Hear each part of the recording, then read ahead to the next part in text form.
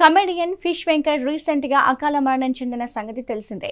Kidney వ్యాధి సమస్యతో హాస్పిటల్లో ఆర్థిక సాయం కోసం ఎంతో ఎదురు చూశారు. ఆయన కుటుంబం చేతులు జోడించి సాయం అడిగింది. ఎంతో మంది హెల్ప్ చేసినా ఆయన ప్రాణాలు దక్కలేదు. విషయం స్పందించిన నటుడు సోనూ సూద్ వారి కుటుంబానికి 1.5 లక్షల సాయం అందించారు. అంతేకాకుండా వారి కుటుంబాన్ని కలుస్తానని మాటిచ్చారు.